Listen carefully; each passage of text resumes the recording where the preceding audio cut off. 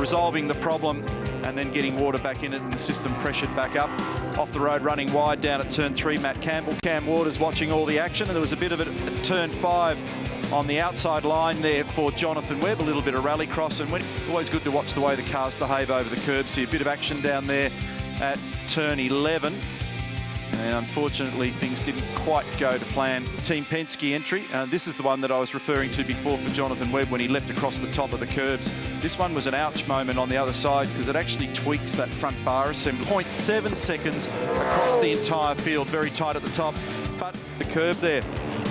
And off the road down at turn 3. Couldn't stop it for Shane van Gisbergen. Direction change at 7. Frosty off the edge of the road between 3 and 4, which carted him wide of the curbing on the exit of 4. For Wincup at the back of that car. James Moffat off the road down here. Aaron Russell in the Plus Fitness Holden Commodore.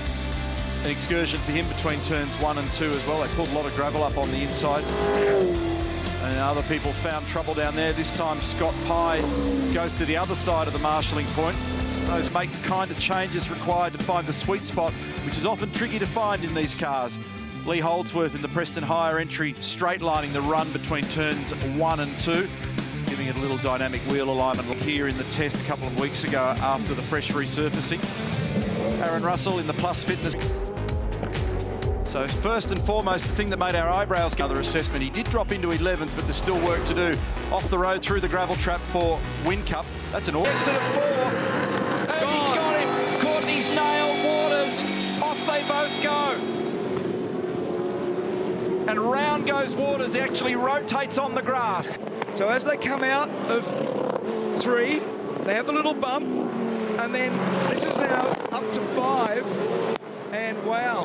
And they'll need to look at the onboards from those cars and the data to fully establish whether or not there was racing room. That feeds him out into the weeds on that subject. Shane Van. Oh, and another car off the road, Plus Fitness entry. Okay, so touched, locked horns at turn 2. Now, Lowndes is going to come in, and Aaron's gone wide down there at turn 11. Yep, little bump. Oh, and they hit hard. That's heavy contact. That's the damage for both cars. So sorry, it wasn't turn 2. Look at that. And locked wheels, so it was right rear wheel with left rear wheel on Joe.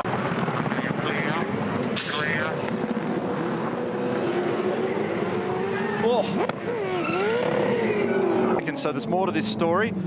So it's contact between turns 1 and 2, Bright and Mostert, whose difficult day gets worse.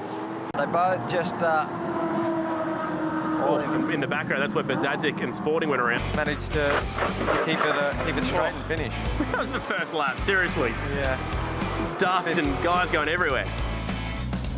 Definitely hard to know which way to go when you can't see. It's a Machado hopped in, then Wilson looped it at the end of the first lap and sent everyone scurrying. Quite surprising, really. Very good point. This is the controversial moment. Walton penalised for contact there with Danny Bezadzik. Bezadzik gathers it back up, makes it all of another 20 metres and gets speared again. Yeah, a bit of an unfortunate run for him, especially that lap going from first back to last. He did that quite a bit throughout that race. I think he nearly got caught up a lot of times. Oh boy, Nathan Pretty spun off and out of the top 5 for the first time this year as Charter did this to himself in the second last corner. Should make for an... Oh, Walton getting close. Barbera getting closest. Oh, is he gonna... Oh, yeah. Does hit it. Oh, my goodness.